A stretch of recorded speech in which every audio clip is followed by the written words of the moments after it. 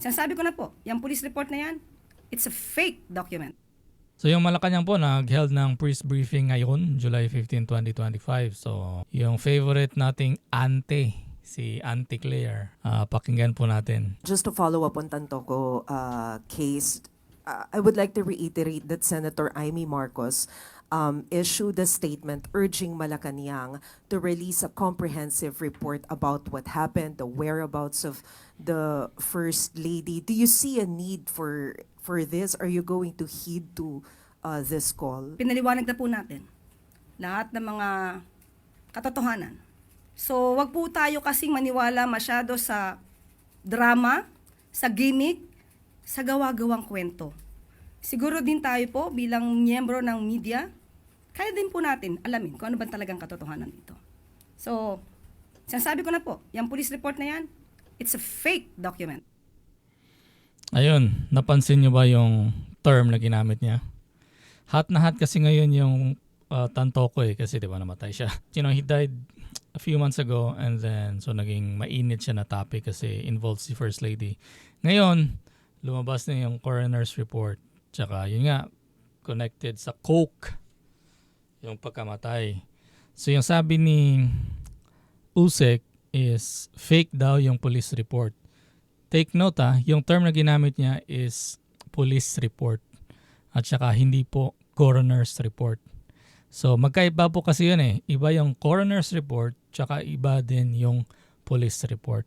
So ito, para sa kaalaman po ninyo, may search na lang natin sa Google para mas madali. So ito, according sa Google, a coroner's report and a police report are distinct documents related to a death investigation.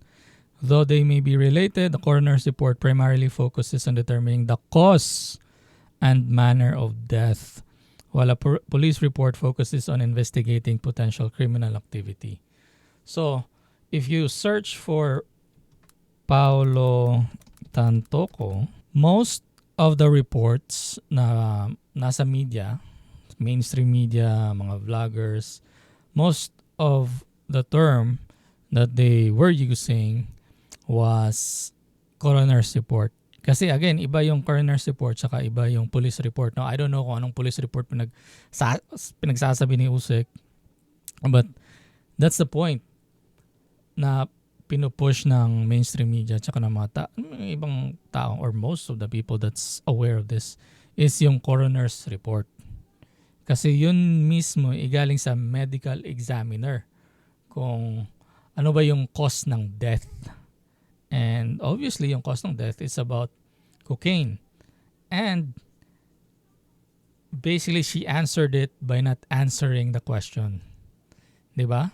Like instead of using coroner's report. Kasi pag sinabi niya, coroner's report is fake, then talagang she would be lying. Kasi it was reported already sa Los Angeles na there was that medical report or coroner's report. So instead, she just used police report. Kasi, I don't know kung saan niya, kung anong police report yung pinagsasabi niya or tinutukoy niya. But again, the point here is that merong coroner's report na related sa coke wherein kasama si Tantoco sa entourage ng First Lady and she did not answer it.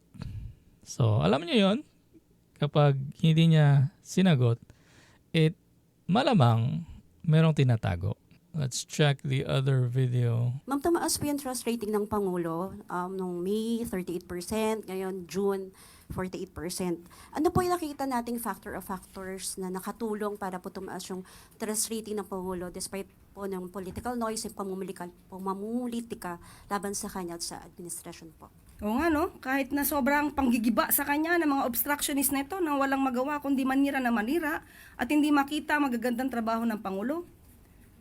Sa ating palagay, yung mga taong mga respondents dito na siyang naging parte ng survey na ito ay nakita nila kung ano ba ang ginagawa ng Pangulo at ng administrasyon. Si VP Sara po, 61% ang trust rating niya. Ano po kayang gagawin ng gobyerno para man lang makadikit? Ayun. So 38 to 48% yung, well, from 30 to 48, nag-increase yung trust rating ni PBBM. Pero despite that, kulelat pa rin siya. Kasi hindi pa rin niya matalo si VP Sara na kahit like left and right, up and down yung paninira sa kanila or sa kay VP Sara, 61% pa rin yung trust rating ng mga Pinoy.